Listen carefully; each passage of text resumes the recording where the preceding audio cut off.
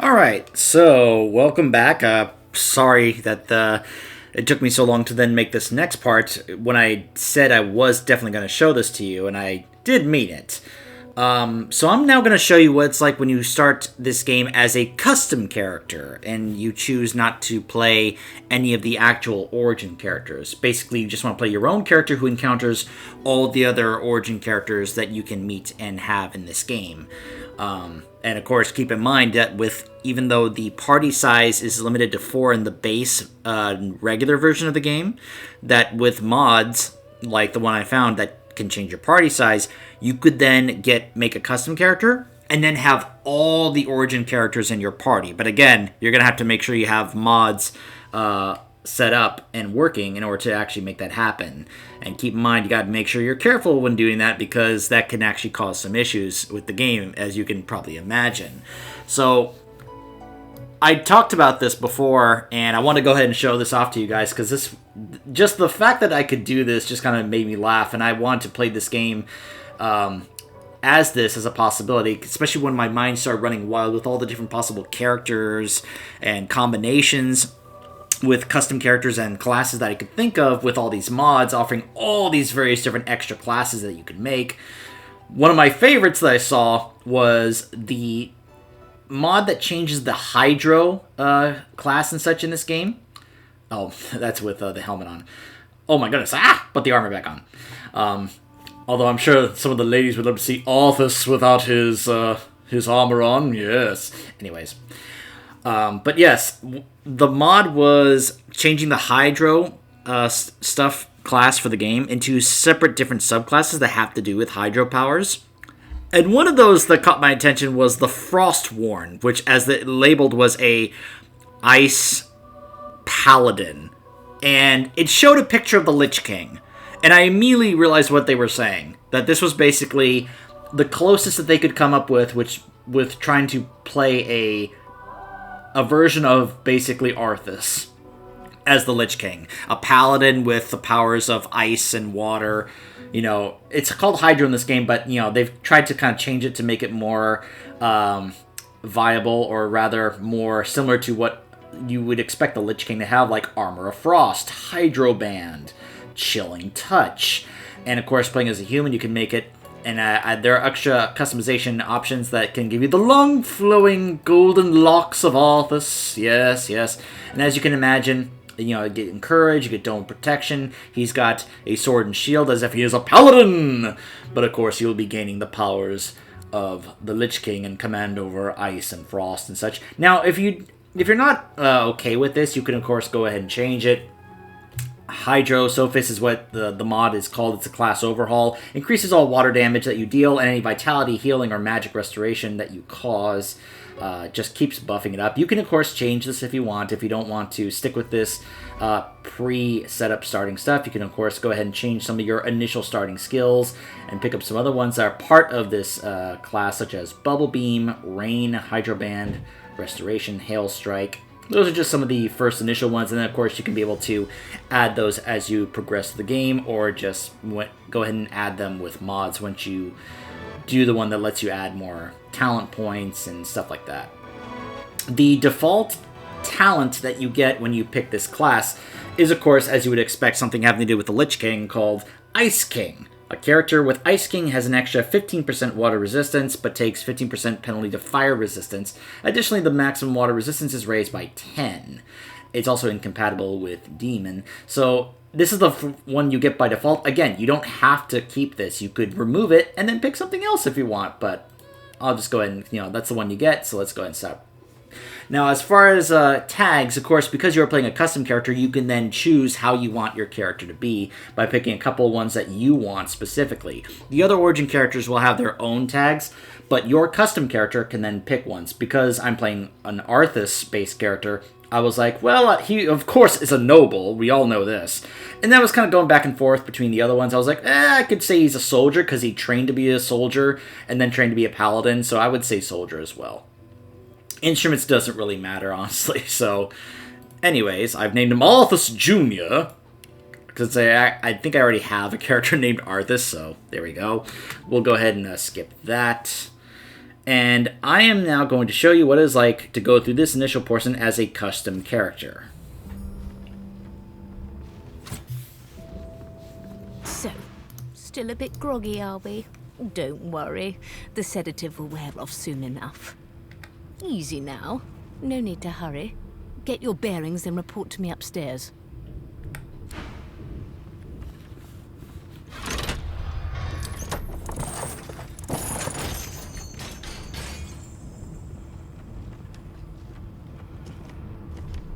So it wasn't a dream after all. Yeah, remember, there's only 4 voice selections that you can make for your characters. So I couldn't really come up with one that's like an identical for Arthas here. I just had to pick like the closest one I could be like, that's fine, I guess. That's basically all it was, So...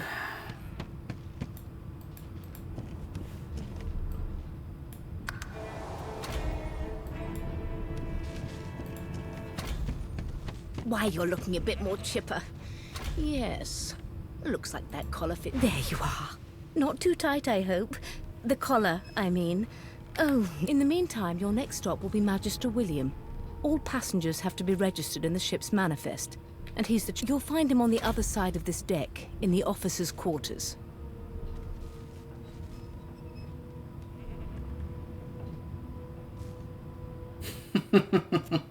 I'm debating if Arthas would actually realize the situation he's in and be like, oh yes. The thing is, Arthas, at least when we would see him, of course, I did, read the Arthas, the Rise of the Lich King book, and he wasn't, I mean, there were times where he would kind of be that way, but he wasn't too snobby. Like, he wasn't like the kind of arrogant, like, aristocrat that you would just kind of can't stand. Like, he did have, like, some likable features to him, despite what some people may think about him, so...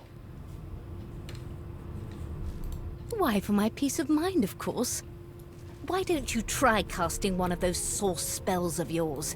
Currents of magic surge inside you, boiling, bursting, then breaking, only to fade back into your soul like rain into the earth. My, look at the concentration on your face. All will, but no result. There you have it. See? The collar's function. It neuters you, of sorts. Makes you unable to... For your own peace of mind, of course. Yours and the whole world's. The good ship Merryweather. But you can stand at ease there, Private.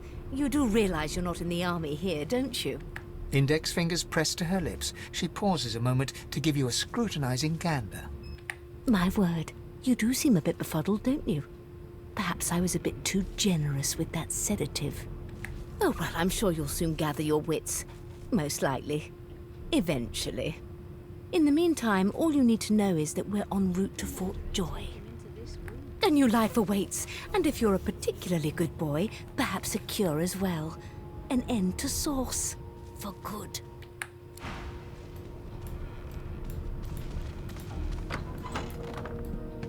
Good gods! There's been a murder here. Huh, that guy is there. That's enough. So I basically just want to go ahead and show you that... Remember how I pointed out how, because we were playing Fane, I couldn't really show you where he is if you don't play as him? But you can see basically everyone else. There's Loesch, there's the Red Prince. Well, Fane is over here. Now, you'll probably notice he doesn't look like a skeleton. He looks like an elf. Well, that's because he's wearing that thing we get in our inventory that changes our appearance. But we'll be able to see him without it later on. The elf is reading a volume of Cranley Hubert's famous encyclopedia. He looks up, his big round eyes scanning your body, absorbing every detail. He reaches out and takes your hand, turning it this way and that, examining it from every angle. Finally, he pinches your skin, gently tugging at it. Fascinating. He sits back and returns to his book, flicking quickly from page to page, completely oblivious to your presence. Ah, yes. The niceties. My name is Fane. I am a scholar from... Well, I am a seeker of knowledge. That is enough. It is pleasurable to meet you. Hardly. I've been reading this one for several minutes, and I have yet to find a single insight into the mysteries of the universe. It is simultaneously too detailed and insufficient. I know the beginning of this tale and the end, but I am rather missing the middle. Tell me, what do you know of our world's history? Oh, please. I have no interest in that. Your books are too full of it already. No, I want to know about the Celestial. I want to know about your gods. This text tells me that they created all creatures, but nothing of what came before.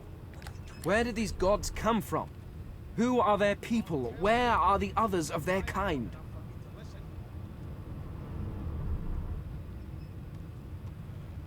The elf's face freezes for just a second before he waves his hand dismissively. Oh, it's just one of my idle curiosities. We mortals do like to consider these things, do we not? Now please, run along. I have a world to decipher.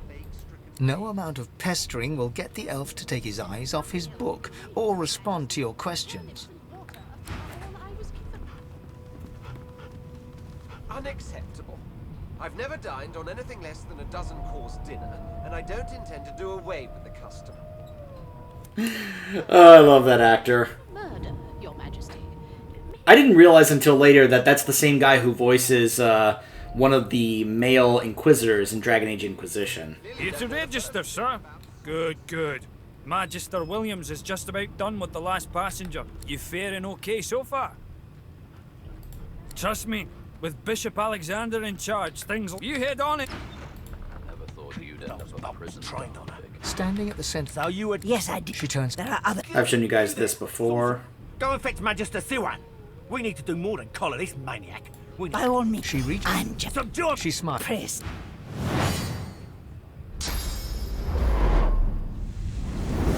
I always love that this sets you up for a fight and then she just bam one-shots everybody. So it's like, oh, we're not actually fighting. What's happened?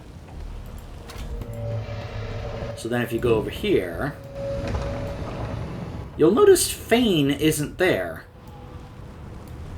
Everyone else is still here, but Fane is not. And if I recall, everyone else is still here that I've shown before.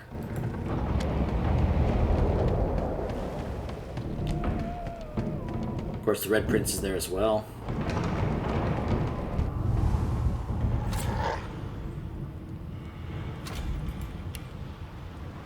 Trying to... hold on. I forget how to... It's been a little while. I apologize. I'm trying to remember how to just kind of... Oh, just with the WASD. I think Fane is actually over there. Yeah, he's not there. Yeah, I don't have a... Because I haven't done the cheat things here, so... Hold on. There he is. Not long before this thing scraped. You pass through the door and are suddenly face to face with an undead. His skull is bizarrely angular, and a glorious jewel sits in the middle of his forehead.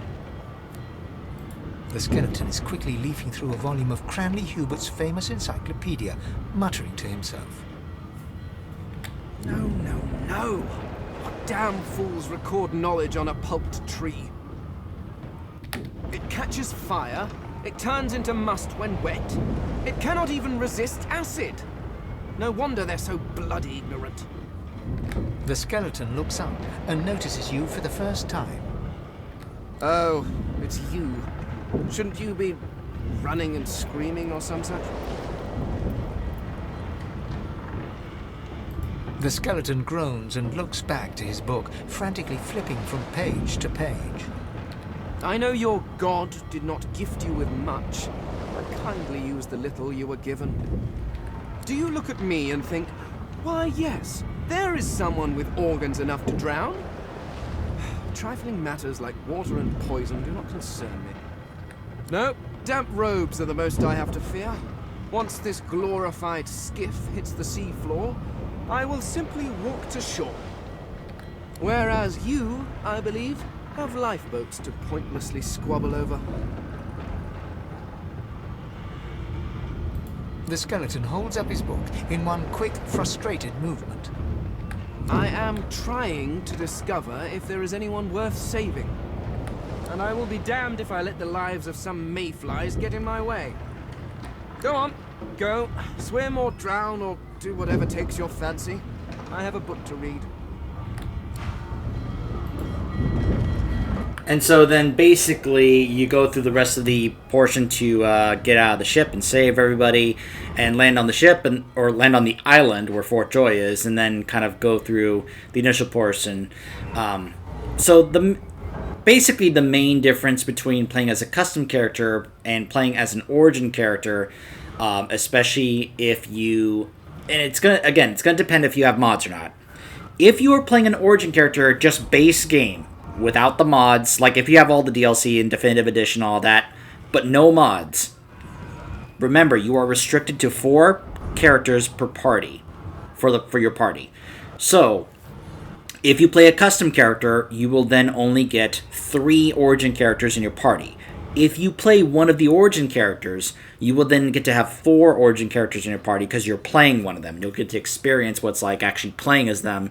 And of course, keep in mind, playing as that character, especially when you decide to do their own personal story in the game, you will be the one who controls what they choose, what they do, what they say.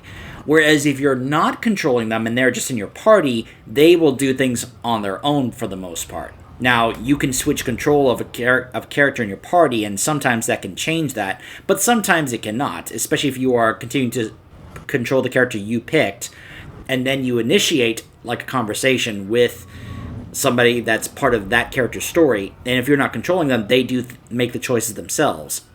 But if you're controlling them at the time, then you get the opportunity to actually make those choices. So it becomes kind of a very, this is why saving a lot in this game is a very good idea, because then you get to save and then try something, and if you realize you did something wrong, or if you should have played a different character, something like that, you can then reload and try again and see different results and see if you can actually make those choices or if they will just simply do the choices on their own.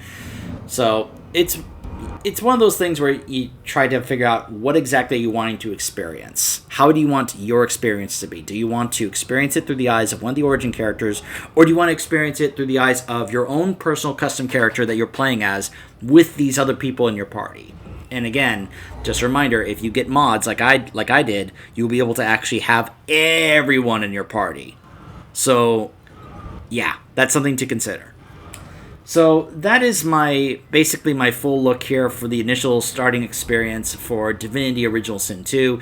Highly recommend this game. I have seen so many people give this game such huge shining praise, and the fact that this is a game that offers you so much content and so much to do, and also allows you to customize it with mods even further, not just like all the DLC and add-ons that you can add to just add more to the game, but then have mods. Now keep in mind, of course, yes, mods will disable achievements, but if you don't care about achievements, then by all means go to town with mods, as long as you, of course, follow things like compatibility and things like that. Obviously, you don't want to go crazy with mods, and all of a sudden your game can't start or constantly crashes because of the mod combination or load order that you've got. So, highly recommend checking out and picking up Divinity Original Sin 2 if you're looking for, say, another RPG type of game that you can pour a ton of hours into. Just, a time killer, as you could probably call this. Just one of those games that you're looking to kill time with. It's going to take you a long time, believe me. Like, I've heard that this game is so huge and is a game that you can put so many hours into. If you thought other games like The Elder Scrolls were big and big time killers, oh boy, I think this game gives it a run for its money, if not does more. So, that is my look at Divinity Original Sin 2, and I will see you guys next time.